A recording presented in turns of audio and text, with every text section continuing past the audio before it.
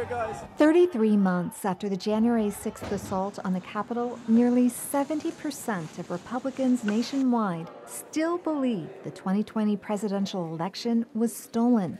In the last 10 years, more than 29 states have passed legislation making it tougher to vote. Censorship is on the rise, and a growing number of Americans from both parties believe political violence is justified. How much of this sentiment has seeped into the San Diego region post-January 6th?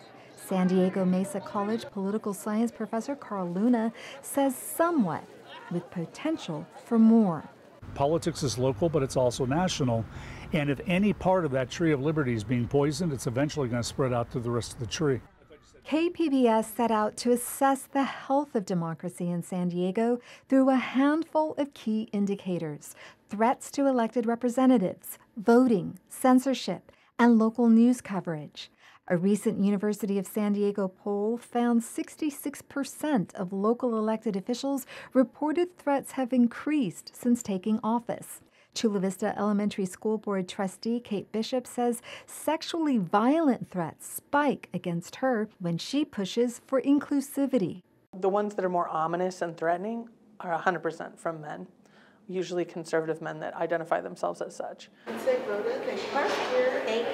Overall, access to voting in San Diego County is strong. California largely prevents gerrymandering by having an independent commission determine political districts, and the state does not have the harsh voter ID laws and limits on polling places that restrict voting in some other states. The censorship situation is a bit more cloudy.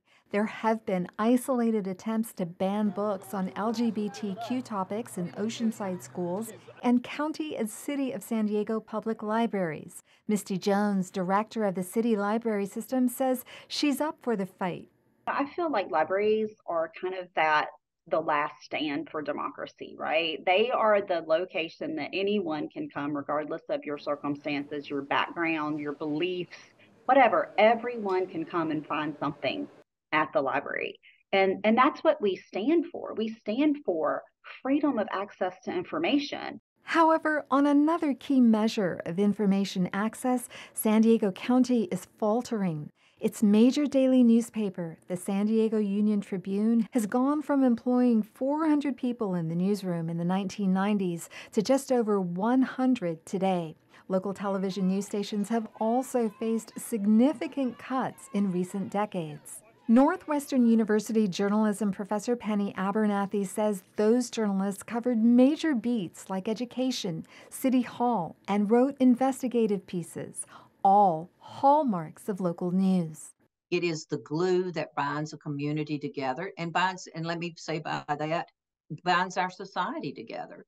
And by the same time, it serves this country and this democracy by giving us the information that we need at the grassroots level to make decisions about who to vote for, even where we should shop to get the best bargains. So when we've lost that, there is a great void into which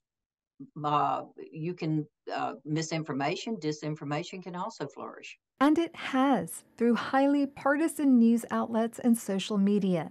This fragmented news world is a far cry from an era when Americans learned a uniform set of facts from a few media gatekeepers like major newspapers and the big three television networks. UCSD political science professor Barbara Walter says today's ecosystem allows people with ideas and attitudes that were historically on the fringe to enter the mainstream. They can find each other really easily. They can chat with each other really easily. They can be fed information from Putin or from the, from the Proud Boys or from any number of organizations whose goal is to actually radicalize these individuals even further. All of that is really, really easy. There's no regulation. And of course, the algorithms then just accelerate that. But on this Democracy Day, local political scientist Luna sees silver linings. Americans still prefer democracy. Another nice positive thing, it hasn't gotten violent yet. Amita Sharma, KPBS News.